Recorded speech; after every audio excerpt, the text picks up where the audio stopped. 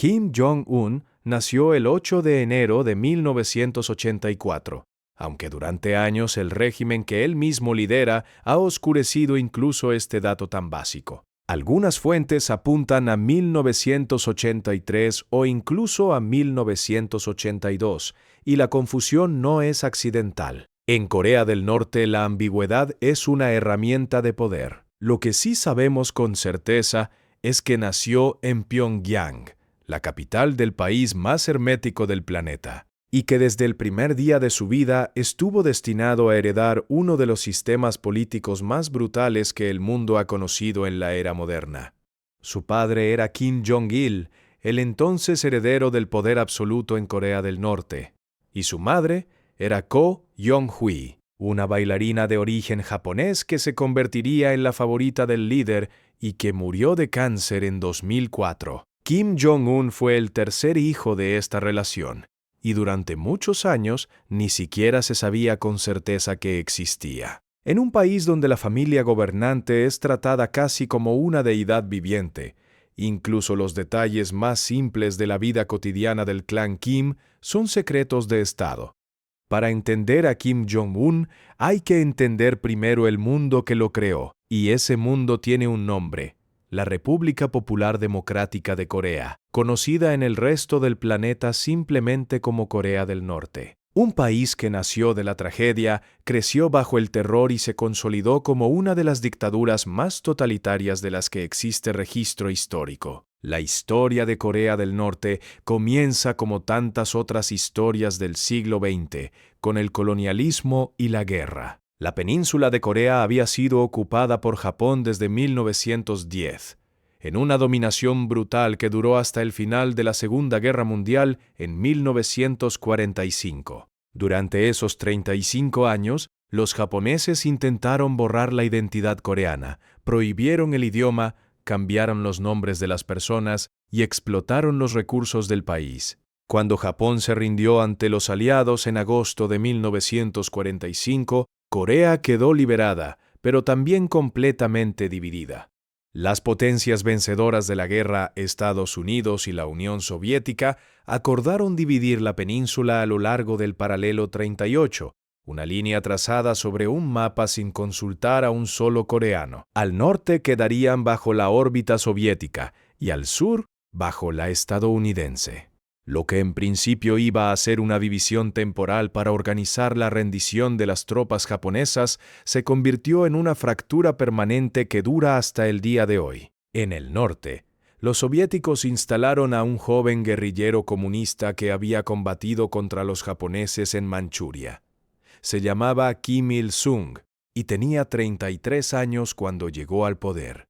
Era carismático, duro y absolutamente convencido de que Corea debía ser unificada bajo su mando. Con el respaldo de Moscú, Kim Il-sung construyó en tiempo récord un estado de partido único, nacionalizó la industria, colectivizó la agricultura y creó un ejército poderoso. Y, en junio de 1950, decidió que había llegado el momento de reunificar la península por la fuerza. El 25 de junio de 1950, las tropas norcoreanas cruzaron el paralelo 38 e invadieron el sur en lo que se conoce como el inicio de la Guerra de Corea. Lo que siguió fue una de las guerras más devastadoras del siglo XX. Las fuerzas de Corea del Sur, apoyadas por una coalición liderada por Estados Unidos bajo el paraguas de las Naciones Unidas, y las del norte, respaldadas primero por la Unión Soviética y luego masivamente por China, se enfrentaron durante 3 años en un conflicto que arrasó la península entera. Se calcula que murieron entre 2 y 4 millones de personas, la mayoría civiles. En julio de 1953, se firmó un armisticio, pero no un tratado de paz. Técnicamente, la Guerra de Corea nunca ha terminado. Las dos Coreas siguen en estado de guerra hasta el día de hoy. Para Kim Il-sung, la guerra no fue una derrota sino una lección. Aprendió que la supervivencia del régimen dependía de 2 cosas: un ejército poderoso y un control total sobre la población. Y con esas 2 premisas construyó lo que los propios norcoreanos llaman el Juche, una ideología de autosuficiencia nacional y devoción absoluta al líder que se convirtió en el pilar ideológico del Estado. En la práctica, el juche significaba una cosa muy simple. El pueblo norcoreano no necesitaba a nadie más en el mundo, siempre y cuando siguiera al gran líder. El resultado fue un Estado que no tiene paralelo en la historia moderna. Corea del Norte, bajo Kim Il-sung, se convirtió en el país más aislado del planeta. Las fronteras se cerraron. La información del exterior fue bloqueada. Los ciudadanos no podían salir ni entrar sin permiso del Estado. La economía fue planificada centralmente y orientada ante todo hacia el gasto militar. Y quienes se atrevían a cuestionar al liderazgo eran enviados a campos de trabajo forzado, los llamados Kwanliso, donde podían pasar el resto de sus vidas junto con sus familias, ya que en Corea del Norte el castigo se extiende hasta 3 generaciones. Y en ese mundo nació Kim Jong-un. Pero antes de llegar a él, hay que pasar por su padre Kim Jong-il, quien heredó el poder a la muerte de Kim Il-sung en 1994, y lo ejerció durante 17 años con una mezcla de paranoia, brutalidad y extravagancia que resulta difícil de imaginar. Kim Jong-il era un hombre pequeño, con plataformas en los zapatos para parecer más alto, aficionado al cine de Hollywood, a los langostinos y al coñac francés, mientras su pueblo se moría literalmente de hambre. Porque en los años 90 Corea del Norte vivió una de las mayores catástrofes humanitarias del fin del siglo XX. La hambruna que azotó el país entre 1994 y 1998, conocida como la Marcha Ardua, mató a entre 200.000 y 3 millones de personas, según las distintas estimaciones. Las cifras son imprecisas porque el régimen jamás admitió plenamente la magnitud del desastre. Pero lo que está documentado es que hubo provincias enteras donde la gente comía hierba, corteza de árbol y en algunos casos extremos recurrió al canibalismo. Y, mientras eso ocurría, Kim Jong-il seguía importando coñac de Francia por valor de millones de dólares al año. Es en ese contexto donde creció Kim Jong-un, y su infancia fue, en casi todos los aspectos, radicalmente distinta a la del resto de los norcoreanos que vivían y morían en ese país. Desde muy pequeño, Kim Jong-un fue enviado a estudiar al extranjero, algo que en sí mismo ya dice mucho sobre el tipo de privilegio que rodeaba al clan Kim. Mientras los ciudadanos comunes de Corea del Norte no podían ni salir del país, el hijo del dictador viajó a Suiza. Primero asistió a una escuela privada en los alrededores de Berna, la capital del país, bajo un nombre falso. Sus compañeros de clase lo conocían como un niño coreano de nombre Pak-un, que vivía con su tutor y que tenía una afición especial por el baloncesto y los videojuegos. Era tranquilo, algo tímido, y no destacaba especialmente en los estudios. Lo que resulta llamativo de esos años en Suiza es el contraste brutal que representaban. Kim Jong-un vivía en un país libre con acceso a Internet, a la televisión occidental, a los cómics de manga japoneses que adoraba, a las películas de acción de Hollywood. Podía ver con sus propios ojos cómo vivía el resto del mundo. Y sin embargo, cuando regresó a Corea del Norte, se convirtió en el guardián más feroz de un sistema diseñado precisamente para que sus ciudadanos jamás tuvieran acceso a nada de lo que él había disfrutado. Regresó a Pyongyang alrededor del año 2001 con 17 o 18 años, y allí continuó su formación en la Universidad Kim Il-sung y en la Academia Militar Kim Il-sung. Sus profesores recuerdan a un joven serio, con gran interés por los asuntos militares y una clara conciencia de su posición privilegiada dentro del sistema. Pero también alguien que sabía guardar silencio, que observaba más de lo que hablaba y que ya en esos años mostraba una capacidad para la frialdad calculada que definiría su gobierno años después. La transición al poder de Kim Jong-un no fue, sin embargo, ni sencilla ni evidente. Kim Jong-il tenía 3 hijos varones. Kim Jong-nam, el mayor, nacido de una relación anterior. Kim Jong-chul, el segundo, y Kim Jong-un, el tercero. Durante años, se especuló sobre cuál de los 3 heredaría el poder, y durante mucho tiempo, Kim Jong-nam era considerado el favorito el heredero natural. Pero Kim Jong-nam cometió un error imperdonable en el año 2001. Fue detenido en el aeropuerto de Tokio cuando intentaba entrar a Japón con un pasaporte falso dominicano. Su destino, según dijo él mismo a las autoridades japonesas, era visitar Disneyland Tokio. El escándalo fue enorme. Para Kim Jong-il, que había construido toda la mitología de la familia Kim sobre la base de una superioridad casi sobrenatural. La imagen de su hijo mayor siendo detenido en un aeropuerto extranjero con documentos falsos para ir a un parque de atracciones era sencillamente inaceptable. Kim Jong-nam quedó descartado como sucesor y pasaría el resto de su vida en el exilio, principalmente en Macao y en otras ciudades asiáticas, hasta que fue asesinado en el aeropuerto de Kuala Lumpur en 2017, envenenado con un agente nervioso por dos mujeres que, según todas las investigaciones posteriores, actuaban por orden de su propio hermano Kim Jong-un. El segundo hijo, Kim Jong-chul, fue descartado también, según cuentan fuentes cercanas al régimen, por ser considerado demasiado blando emocionalmente. Kim Jong-il habría dicho de él que tenía demasiado de mujer, una frase que refleja perfectamente tanto la misoginia del régimen como la lógica brutal con la que se elegía al sucesor de la dictadura más militarizada del mundo. Y, así, casi por descarte, el poder comenzó a concentrarse en Kim Jong-un. El proceso fue gradual y relativamente discreto. En 2009, cuando su padre sufrió un ictus que lo dejó debilitado, los analistas de inteligencia de varios países comenzaron a ver señales de que la sucesión estaba en marcha. Kim Jong-un empezó a aparecer en fotografías junto a su padre en inspecciones militares. Se le atribuyó el cargo informal de camarada general, aunque sin anuncio público oficial. Y, dentro del partido y el ejército, las lealtades comenzaron a reorientarse discretamente hacia el joven.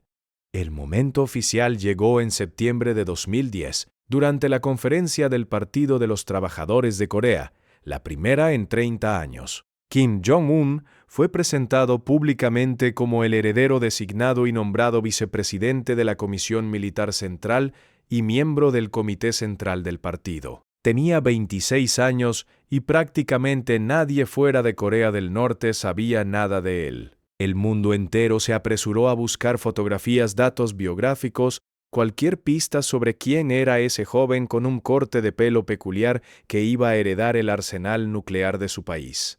La muerte de Kim Jong-il llegó el 17 de diciembre de 2011. El dictador murió de un ataque al corazón, según el anuncio oficial a bordo de su tren privado. Tenía 69 años. El duelo oficial en Corea del Norte fue de una intensidad que resultó perturbadora para el mundo exterior. Imágenes de masas de ciudadanos llorando histéricamente en las calles, golpeándose el pecho, cayendo de rodillas en la nieve. Parte de esas demostraciones de dolor eran, sin duda, absolutamente genuinas en un país donde el adoctrinamiento hacia la figura del líder comienza desde la cuna. Y otra parte era miedo puro. En Corea del Norte, no mostrar el dolor suficiente ante la muerte del líder puede ser suficiente para acabar en un campo de trabajos forzados. Kim Jong-un asumió el poder formalmente en los días siguientes, con tan solo 27 o 28 años, dependiendo del año de nacimiento que se tome como correcto, se convertía en el líder supremo de un país, con un ejército de más de 1 millón de soldados activos, un arsenal nuclear en desarrollo y una población de 25 millones de personas que no tenían ningún derecho real de ningún tipo. La pregunta que todo el mundo se hacía en enero de 2012 era: ¿quién es realmente este hombre? ¿Sería diferente a su padre y a su abuelo? ¿Abriría el país? ¿Reformaría el sistema? Algunos analistas, señalando su educación occidental, su conocimiento del mundo exterior y su juventud, se aventuraron a hablar con cierto optimismo cauteloso. El tiempo respondería a esas preguntas con una claridad brutal. Porque una de las primeras cosas que Kim Jong-un hizo al llegar al poder fue dejar absolutamente claro que no tenía ninguna intención de reformar nada. Al contrario, Su primera gran medida de política exterior fue retomar el programa de desarrollo de misiles balísticos y armas nucleares con una intensidad que superó incluso a la de su padre. En abril de 2012, apenas 4 meses después de asumir el poder, Corea del Norte intentó lanzar un cohete de largo alcance. El lanzamiento fracasó, pero la señal era inequívoca. El régimen no iba a doblegarse ante las presiones internacionales. Y en el frente interno, la señal más clara sobre el tipo de gobernante que sería Kim Jong-un llegó en diciembre de 2013, con uno de los episodios más dramáticos y reveladores de toda su trayectoria como líder, la purga y ejecución de Jang Song-taek. Jang Song-taek no era un personaje cualquiera. Era el marido de la hermana de Kim Jong-il, lo que lo convertía en tío político de Kim Jong-un. Era uno de los hombres más poderosos del régimen, considerado durante años como el número 2 del sistema y como una figura de estabilidad y experiencia que en los primeros años del gobierno de Kim Jong-un actuaba casi como un tutor o un regente en la sombra. Muchos analistas creían que Jang era el verdadero poder detrás del trono, el adulto que supervisaba y guiaba al joven e inexperto líder. El 8 de diciembre de 2013, Jang Song-taek fue arrestado públicamente durante una reunión del Politburó, sacado a rastras de la sala ante todos los presentes. 4 días después, fue ejecutado. Las acusaciones en su contra incluían traición, corrupción, intento de golpe de Estado y, en una frase que solo tiene sentido en el universo político norcoreano, haber aplaudido sin suficiente entusiasmo en los actos oficiales. La ejecución de Jang no fue solo un acto político, fue un mensaje. Kim Jong-un estaba diciéndole a todo el aparato del poder en Corea del Norte que nadie, absolutamente nadie, estaba por encima de su autoridad, que el parentesco familiar no protegía a nadie, que la experiencia y la lealtad de décadas no valían nada si él decidía que ya no eran necesarias. El joven inexperto que algunos pensaban que podían manejar había demostrado en cuestión de meses que era capaz de ejecutar a su propio tío sin pestañear. Si te está gustando esta historia y quieres seguir descubriendo los secretos de los grandes dictadores de la historia, suscríbete al canal.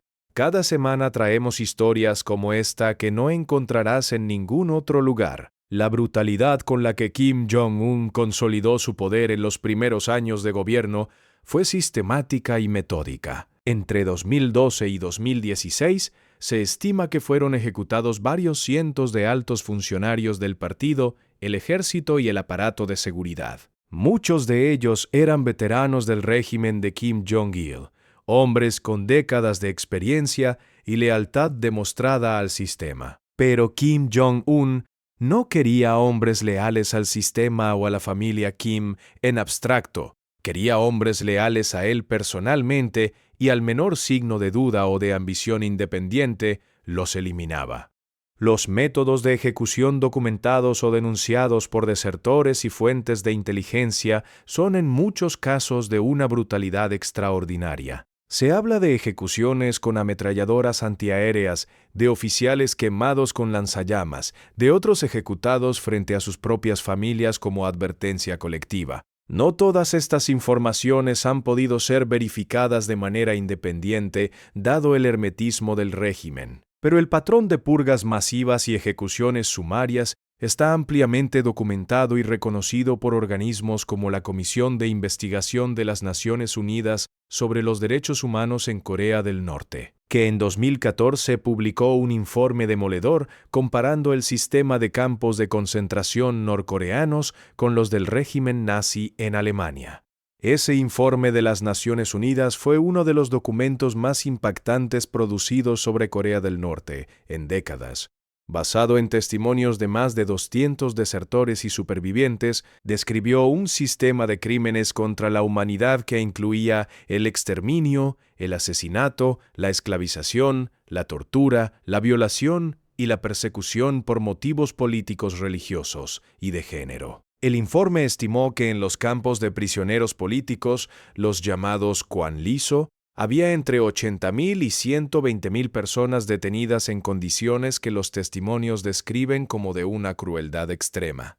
Todo esto ocurría mientras Kim Jong-un construía su imagen pública con una habilidad mediática que sorprendió a más de un analista. A diferencia de su padre, que era extremadamente reservado y raramente aparecía en público, Kim Jong-un apostó desde el principio por una presencia visible y casi constante. Aparecía en la televisión estatal visitando fábricas, granjas, escuelas, instalaciones militares. Se le veía riendo, aplaudiendo, dando la mano a trabajadores y soldados. En 2012 hizo algo absolutamente inédito para un líder norcoreano. Dio un discurso público en vivo frente a miles de personas en la plaza Kim Il-sung de Pyongyang. Esa apuesta por la visibilidad tenía un propósito muy claro: construir un culto a la personalidad propio, diferenciado del de su padre y de su abuelo, pero igualmente potente. Se fomentó su parecido físico con Kim Il-sung, el fundador del régimen, presentándolo casi como una reencarnación del gran líder original. El corte de pelo, la complexión física, incluso la ropa que usaba en determinados actos. Todo estaba calculado para evocar la imagen del abuelo fundador y proyectar así sobre Kim Jong-un la legitimidad histórica de quien construyó el Estado norcoreano desde cero. Al mismo tiempo, Kim Jong-un se presentó como un modernizador dentro de los límites del sistema. Construyó en Pyongyang parques de atracciones, una zona de esquí, piscinas y centros comerciales. La capital, que era vitrina del régimen, recibió una inversión significativa en infraestructuras y en el tipo de consumismo visible que el joven líder había conocido en Europa. Eso sí, todo ello exclusivamente para la élite del partido y los funcionarios leales al régimen que vivían en Pyongyang, mientras el resto del país continuaba sumido en la pobreza y el control absoluto. Porque la otra gran herramienta de control del régimen de Kim Jong-un ha sido precisamente esa: la diferenciación brutal entre quienes tienen acceso a los privilegios del sistema y quienes no. En Corea del Norte existe un sistema de clasificación social llamado Songbun, heredado del periodo de Kim Il-sung, que divide a la población en categorías según la lealtad política de la familia. Los que tienen un buen Songbun, descendientes de familias consideradas leales al régimen, tienen acceso a mejor educación, mejores empleos, mejor alimentación y la posibilidad de vivir en Pyongyang. Los que tienen un mal Songbun, descendientes de familias consideradas sospechosas o de clases sociales que el régimen considera enemigas, están condenados a vivir en las provincias más pobres del país con acceso mínimo a recursos y con la espada de Damocles de los campos de prisioneros permanentemente sobre sus cabezas. Kim Jong-un no inventó este sistema, pero lo ha mantenido y reforzado como uno de sus mecanismos fundamentales de control social, y a él ha añadido una vigilancia tecnológica cada vez más sofisticada, con cámaras, informantes y controles de información digital que han convertido a Corea del Norte en uno de los estados de vigilancia más completos del mundo. Y en paralelo a todo esto, el programa nuclear. Porque si hay una dimensión que define el gobierno de Kim Jong-un por encima de todas las demás, es la que tiene que ver con las armas de destrucción masiva. Bajo su mandato, Corea del Norte ha llevado a cabo más pruebas nucleares que bajo los gobiernos de su padre y de su abuelo combinados. Ha desarrollado misiles balísticos intercontinentales con capacidad potencial para alcanzar el territorio continental de Estados Unidos. Y en 2017 anunció haber probado con éxito una bomba de hidrógeno, un arma termonuclear de una potencia destructiva incomparablemente mayor que las bombas atómicas convencionales. Para Kim Jong-un, las armas nucleares no son solo una herramienta militar, son la garantía de su supervivencia y la del régimen. La lección que el propio Kim ha mencionado en más de una ocasión, aunque sea de manera velada, es la del destino de Muammar el-Gaddafi en Libia y de Saddam Hussein en Irak, dos dictadores que abandonaron sus programas de armas de destrucción masiva bajo presión internacional y que acabaron siendo derrocados y muertos. Kim Jong-un ha concluido: con una lógica fría y calculada, que ningún país con armas nucleares ha sido invadido por Estados Unidos y que mientras Corea del Norte tenga la capacidad de amenazar con represalias nucleares, ninguna potencia exterior se atreverá a intentar un cambio de régimen por la fuerza. El año 2017 fue quizás el más peligroso de todo el mandato de Kim Jong-un en términos de tensión internacional. Fue el año en que Corea del Norte realizó su sexta prueba nuclear, la más potente hasta la fecha, provocando un terremoto artificial de magnitud 6 que fue registrado por sismógrafos en todo el mundo. Fue también el año en que lanzó 2 misiles balísticos intercontinentales que sobrevolaron el territorio japonés y que, según los análisis técnicos posteriores, tenían el alcance teórico suficiente para alcanzar cualquier ciudad de la costa oeste de Estados Unidos. Y fue el año en que la retórica entre Pyongyang y Washington llegó a un nivel de hostilidad que muchos analistas describieron como el más cercano a un conflicto armado real desde la propia Guerra de Corea.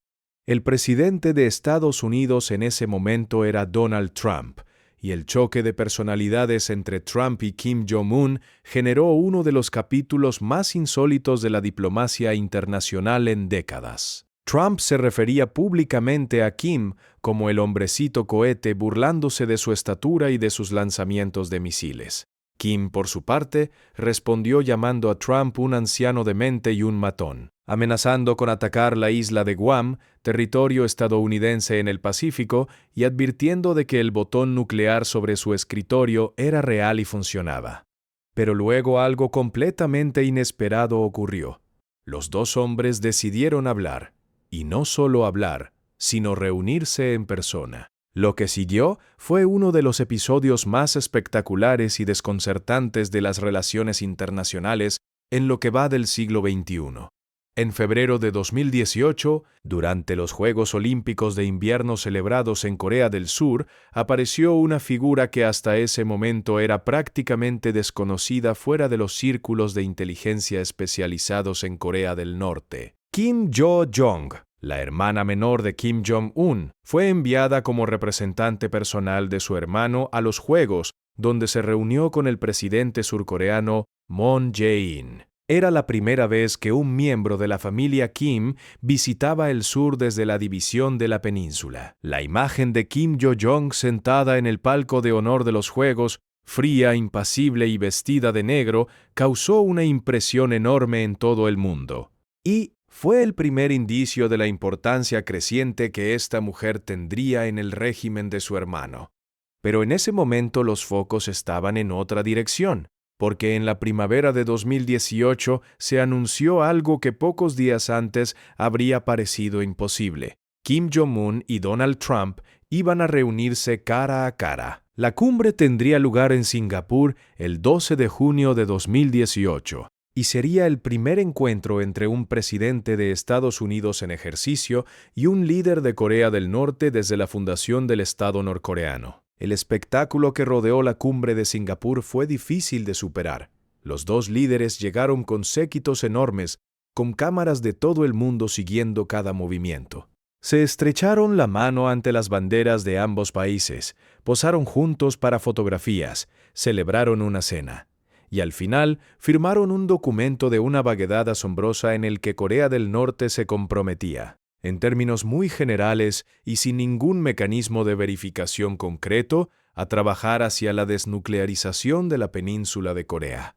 Trump declaró que el problema nuclear norcoreano estaba resuelto. Kim Jong-un regresó a Pyongyang, habiendo conseguido algo que ninguno de sus predecesores había logrado: ser tratado de igual a igual por el presidente de la nación más poderosa del mundo, con todas las cámaras del planeta registrando el momento. Hubo una segunda cumbre, en Hanoi, Vietnam, en febrero de 2019.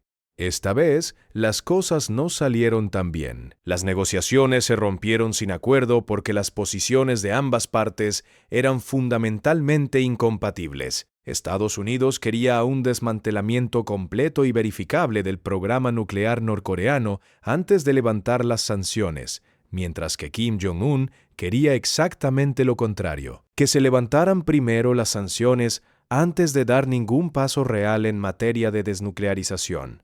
Ambos líderes se separaron sin haber firmado nada, y las relaciones volvieron a enfriarse. Una tercera reunión informal tuvo lugar en junio de 2019, cuando Trump cruzó brevemente la línea de demarcación entre las dos Coreas y pisó territorio norcoreano durante un encuentro con Kim en la zona desmilitarizada, convirtiéndose en el primer presidente de Estados Unidos en pisar suelo de Corea del Norte. Fue un gesto fotográfico extraordinario, pero sin ningún resultado práctico en materia de negociación. Lo que quedó claro después de todo ese proceso diplomático es que Kim Jong-un lo utilizó con una inteligencia táctica notable.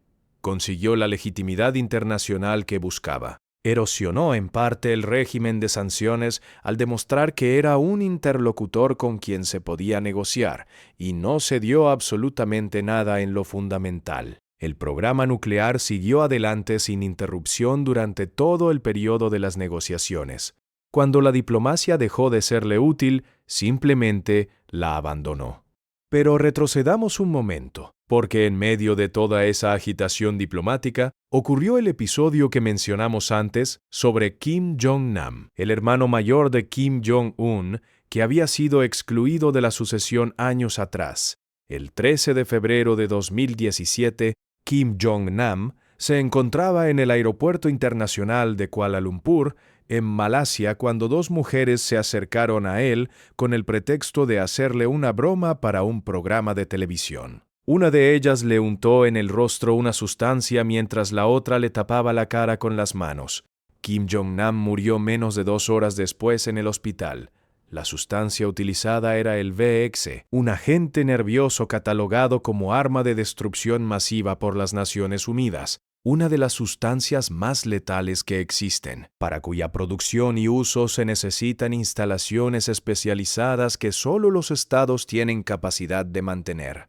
Las investigaciones malasias y las posteriores de otros servicios de inteligencia señalaron de manera concluyente a los servicios de inteligencia norcoreanos como responsables del asesinato. Las dos mujeres que ejecutaron el ataque, una ciudadana vietnamita y una indonesia, afirmaron haber sido engañadas haciéndoles creer que participaban en un programa de cámara oculta. 4 ciudadanos norcoreanos que se cree que coordinaron la operación huyeron del país pocas horas después del asesinato y nunca fueron juzgados.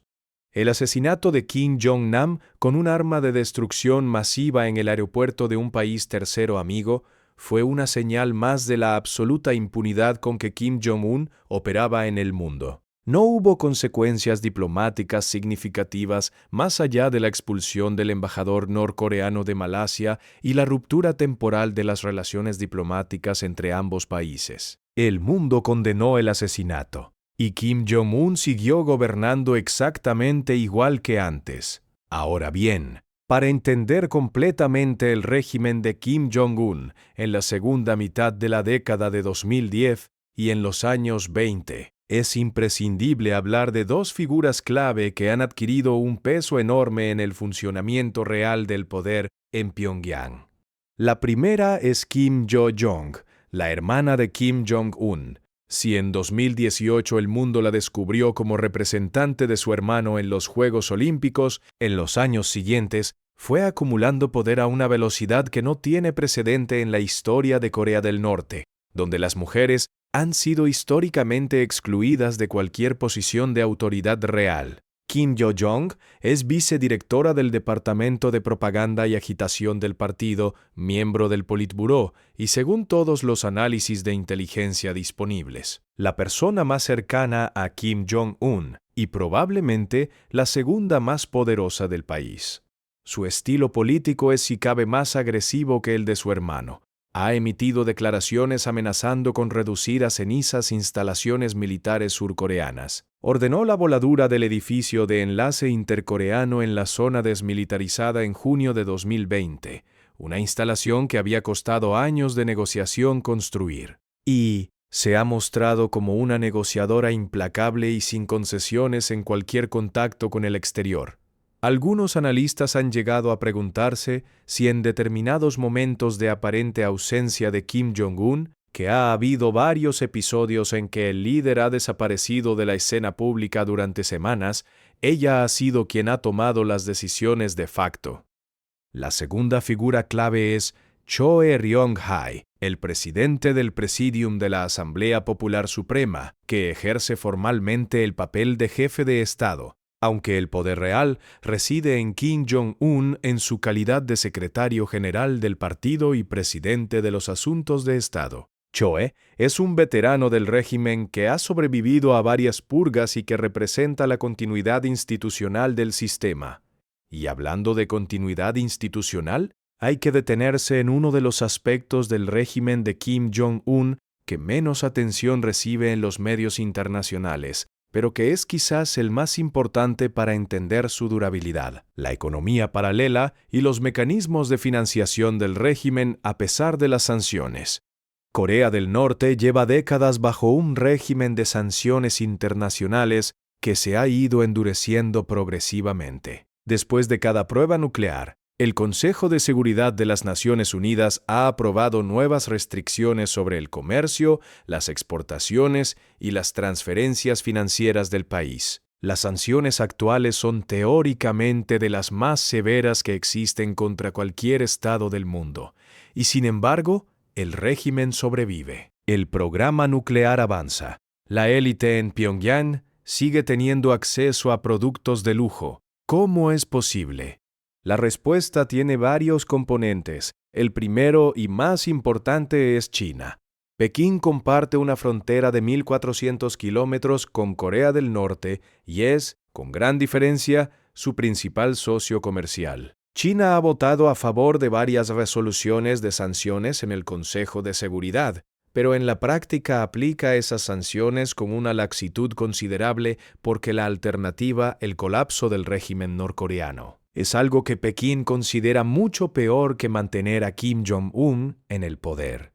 Un colapso del norte significaría una crisis de refugiados masiva en la frontera china, la posibilidad de que Corea se reunificara bajo el paraguas de Estados Unidos y la llegada de tropas americanas a la frontera de China. Para Pekín, eso es inaceptable. Y por eso Kim Jong-un sabe que mientras mantenga una relación funcional con China, nunca estará completamente asfixiado económicamente. El segundo componente es la ciberdelincuencia organizada por el Estado. Corea del Norte tiene uno de los programas de guerra cibernética más activos y sofisticados del mundo, gestionado por una unidad de inteligencia conocida como el Buró General de Reconocimiento. Este organismo es responsable de algunos de los robos cibernéticos más importantes de la historia reciente. El ataque de ransomware WannaCry de 2017, que infectó más de 300.000 computadoras en 150 países y causó daños estimados en miles de millones de dólares, fue atribuido a Corea del Norte por Estados Unidos, el Reino Unido y otros países. El robo de 81 millones de dólares al Banco Central de Bangladesh en 2016 fue también atribuido a piratas informáticos norcoreanos. Y según un informe de las Naciones Unidas de 2019, Corea del Norte había robado mediante ataques cibernéticos aproximadamente 2.000 millones de dólares en criptomonedas y otros activos digitales para financiar su programa de armas de destrucción masiva. Toda esa actividad criminal a escala internacional opera desde territorio norcoreano, bajo la dirección del Estado, y sus beneficios van directamente al régimen. El tercer componente es la exportación ilegal de armamento y de mano de obra esclava. Corea del Norte vende armas de manera clandestina a grupos y gobiernos en distintas partes del mundo, violando sistemáticamente los embargos internacionales, y exporta trabajadores principalmente a países de África, Oriente Medio y Asia, cuyos salarios son retenidos casi en su totalidad por el Estado norcoreano, constituyendo en la práctica una forma de trabajo forzado que genera ingresos de divisas para el régimen. Con todos estos mecanismos, el régimen de Kim Jong-un ha logrado algo que muchos analistas consideraban imposible en los años 90, cuando las sanciones comenzaron a endurecerse: adaptarse y sobrevivir económicamente mientras mantiene el programa nuclear intacto. Y luego llegó la pandemia de la enfermedad por el coronavirus. En enero de 2020, cuando el mundo comenzó a tomar conciencia de la gravedad de lo que se estaba extendiendo desde China, Corea del Norte tomó una decisión radical. Cerró completamente sus fronteras, incluyendo la frontera con China, su único salvavidas económico real. El cierre fue más hermético que el de ningún otro país del mundo. Se suspendió todo comercio, todo tráfico de personas, toda comunicación regular con el exterior. El régimen nunca reconoció oficialmente haber tenido casos de coronavirus, pero la magnitud del cierre dejaba pocas dudas sobre el miedo que la pandemia generó en Pyongyang. El resultado económico fue catastrófico incluso para los estándares norcoreanos. Con el comercio con China reducido a prácticamente cero durante más de 2 años, la economía del país se contrajo de manera severa. Los precios de los alimentos básicos se dispararon. La escasez de medicamentos, que ya era crónica antes de la pandemia, alcanzó niveles críticos. Y los propios medios de comunicación estatales, que normalmente presentan una imagen de progreso y prosperidad perpetua, comenzaron a hablar de dificultades y a llamar a los ciudadanos a apretarse el cinturón. Fue también en este periodo cuando se produjeron las desapariciones públicas más prolongadas de Kim Jong-un desde su llegada al poder. En varias ocasiones durante 2020 y 2021, el líder estuvo ausente de la escena pública durante semanas, generando una avalancha de especulaciones sobre su estado de salud. Se habló de una operación cardiovascular, de problemas derivados de la obesidad, de un posible periodo de cuarentena estricta por miedo al coronavirus. Nunca hubo una explicación oficial. Kim Jong-un reaparecía cada vez sin dar ninguna explicación sobre su ausencia, como si nada hubiera ocurrido. Su salud es de hecho uno de los grandes interrogantes sobre el futuro del régimen. Kim Jong-un es notoriamente obeso, fuma constantemente en público, lo que es inusual incluso para los estándares de los líderes autoritarios, y las imágenes de los últimos años sugieren un deterioro físico visible. Informes de inteligencia surcoreana y estadounidense apuntan a problemas cardiovasculares. Si Kim Jong-un muriera repentinamente, la cuestión de la sucesión se convertiría en el asunto más urgente de la geopolítica asiática. No tiene un heredero designado conocido. Su hija mayor, a quien presentó en público por primera vez en 2022 durante una prueba de misiles, aparece en algunos actos oficiales, pero sería enormemente inusual en el contexto de la cultura política norcoreana que una mujer heredara el poder supremo del régimen. Kim Yo-jong, su hermana, sería el candidato más lógico, pero eso también representaría una ruptura radical con todos los precedentes del régimen. Ese primer día en que Kim Jong-un mostró a su hija al mundo fue en noviembre de 2022 durante el lanzamiento de un misil balístico intercontinental HWASONG-17, el más grande que Corea del Norte había probado hasta ese momento. La niña, a quien los medios y los servicios de inteligencia calculan que nació alrededor de 2013, apareció de la mano de su padre vestida con un abrigo blanco observando el lanzamiento. Kim Jong-un y su esposa Ri Sol-ju, con quien se casó alrededor de 2009, aunque la boda nunca fue anunciada oficialmente, la mostraron en ese contexto con una carga simbólica evidente. La próxima generación del clan Kim observa el poder militar del país que quizás algún día herede. Porque uno de los rasgos más definitorios del régimen de Kim Jong-un es que no solo ha preservado la dictadura heredada, sino que la ha actualizado y en ciertos aspectos la ha endurecido. En 2020 introdujo nuevas leyes que penalizan con la muerte la distribución de contenidos de entretenimiento de Corea del Sur, de películas, series y música. Precisamente los productos culturales que más han conseguido filtrarse dentro de Corea del Norte a través del mercado negro de memorias USB y tarjetas de datos en las últimas décadas.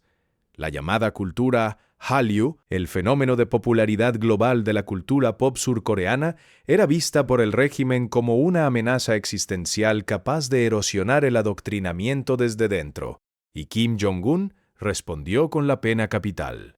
Esa medida dice mucho sobre las contradicciones internas del sistema. Corea del Norte en 2020 no es la Corea del Norte de 1980, ni siquiera la de 2000. La hambruna de los años 90 tuvo un efecto involuntario pero transformador. Ante la incapacidad del Estado de proporcionar los bienes básicos, se desarrolló una economía de mercado informal que el régimen no pudo controlar del todo.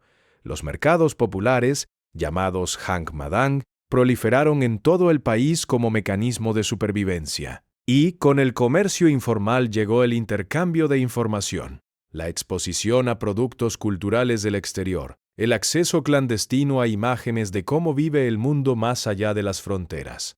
El régimen tolera los mercados informales porque los necesita para evitar el colapso económico total, pero al mismo tiempo intenta controlar y limitar sus efectos sobre la conciencia de la población. Es una tensión que define la Corea del Norte del siglo XXI, y Kim Jong-un no la ha resuelto porque es irresoluble. No puede abrir la economía sin arriesgar el control político. Y no puede mantener el control político indefinidamente frente a una población que tiene cada vez más acceso a información sobre lo que existe al otro lado de la frontera. En el frente exterior, los últimos años del mandato de Kim Jong-un han estado marcados por un acercamiento estratégico a Rusia que ha transformado el equilibrio de poder en la región. Después de la invasión rusa de Ucrania en febrero de 2022, Kim Jong-un encontró en Vladimir Putin a un aliado con quien compartía no solo el estatus de paria internacional, sino también intereses muy concretos. Rusia necesitaba munición y equipamiento militar para una guerra que estaba consumiendo sus reservas a una velocidad alarmante. Corea del Norte tenía enormes stocks de artillería y munición de calibres compatibles con los sistemas de armas soviéticos que Rusia usa. El acuerdo era lógico.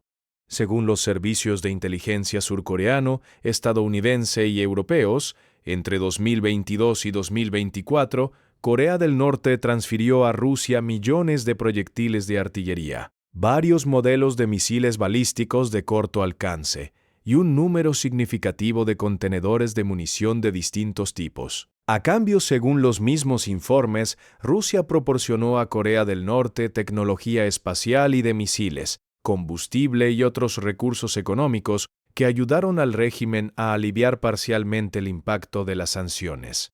Esta alianza norcoreano-rusa representó un cambio geopolítico importante. Durante décadas, China había sido el único respaldo exterior real de Kim Jong-un.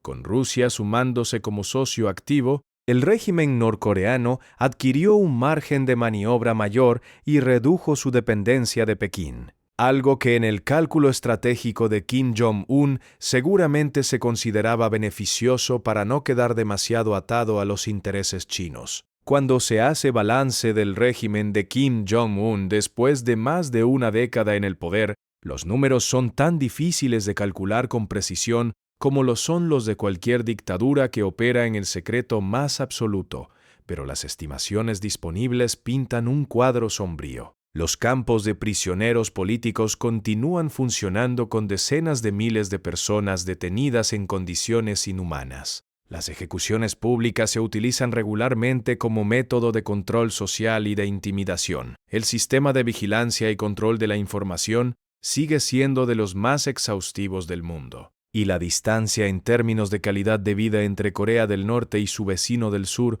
ha seguido creciendo. Mientras el ciudadano promedio de Corea del Sur tiene uno de los niveles de vida más altos de Asia, el ciudadano promedio de Corea del Norte vive con una renta per cápita que se estima entre 17 y 18 veces menor. Todo ello convierte el régimen de Kim Jong-un en uno de los más opresivos del mundo contemporáneo en términos de vulneración sistemática de los derechos humanos, pero también en uno de los más duraderos y resistentes, lo que plantea una pregunta que no tiene respuesta sencilla. ¿Cuánto tiempo puede durar esto? La respuesta honesta es que nadie lo sabe. Los análisis que predecían el colapso del régimen norcoreano llevan décadas siendo desmentidos por la realidad. El sistema ha sobrevivido a la hambruna, a las sanciones, al colapso de la Unión Soviética que lo financiaba. a la muerte de dos líderes, a la pandemia y a décadas de presión internacional. Su capacidad de adaptación y de control interno ha sido consistentemente subestimada por los analistas exteriores.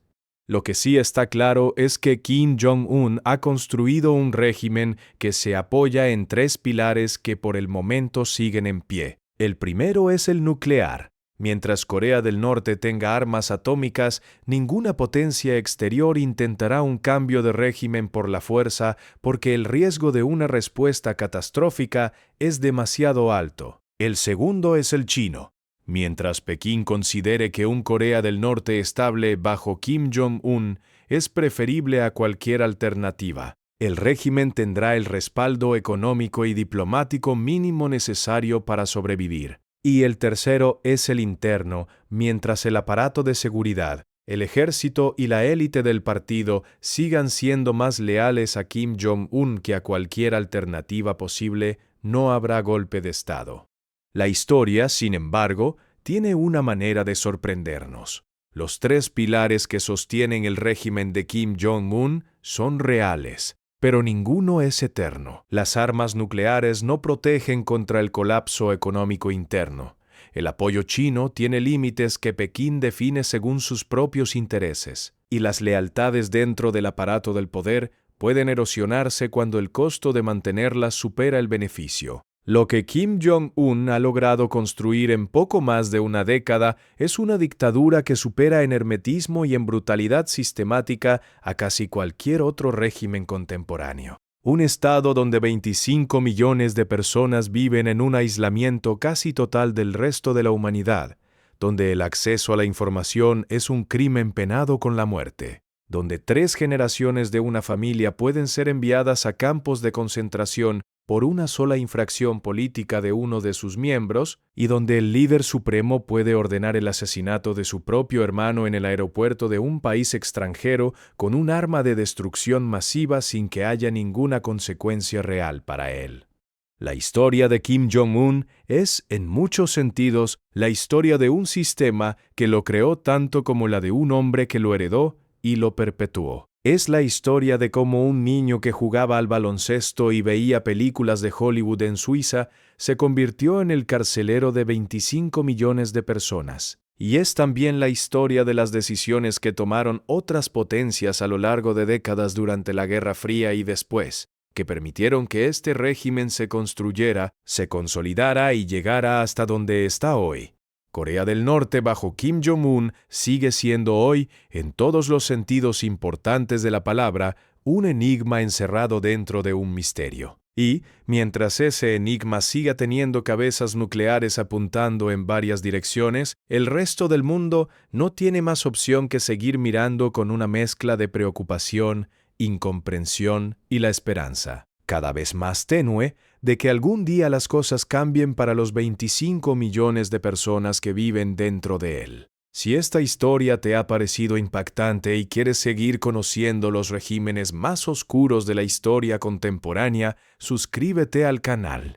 Tu apoyo es lo que nos permite seguir trayendo estas historias que el mundo necesita conocer.